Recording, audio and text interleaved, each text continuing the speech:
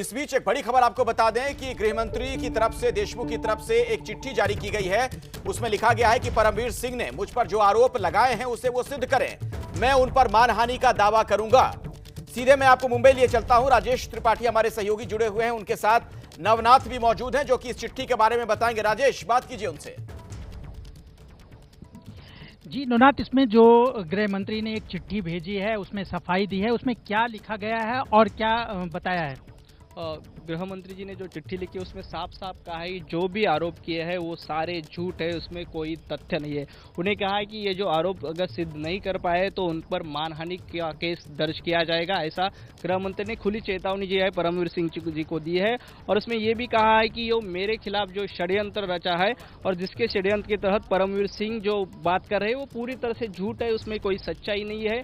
जहां तक सचिन वाजे और परमवीर सिंह का सवाल है, दोनों एक दूसरे से बहुत करीब से एक दूसरे को जानते हैं। बहुत सालों से, लगभग उन्होंने ये जिक्र किया है कि पिछले 16 साल से एक दूसरे को जानते हैं। तो उन्होंने दोनों मिलकर ये कुभाड़ मेरे खिलाफ रचा है, उसमें कोई सच्चाई नहीं, कोई तथ्य नहीं। उन्हें आगे भी लिखा है कि सब पुलिस ऑफिसर भी जानते हैं मैं कैसा हूं। पिछले कुछ दिनों से पुलिस साथियों के साथ मेरा अच्छा सा संबंध है, एक दूसरे के साथ वो जानते हैं।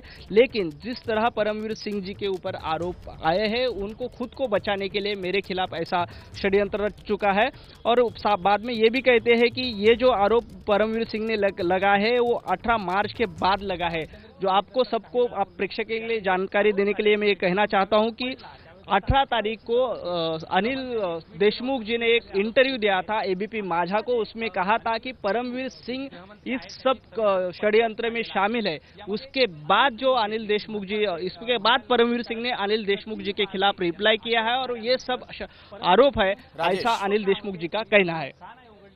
जी अखिलेश, तो देखिए नवनाथ के पास जो चिट्ठी आई है उसमें उन्होंने बताया कि अनिल देशमुख ने क्या कहा है और उन्होंने ये भी कहा है कि अगर ये आरोप गलत सिद्ध होते हैं तो वो मानहानि का दावा करेंगे। और सबसे बड़ी बात कि हमारे सहयोगी चरण माझा को ही परसों अनिल देशमुख ने बाइट दिया था और उसमें सीधे कहा था कि ये जो पूरा मामला है कमिश्नर ऑफिस से जो है से जुड़ा हुआ है और बहुत बड़ी चूक है, बहुत बड़ी गलती हुई है कमिश्नर ऑफिस से।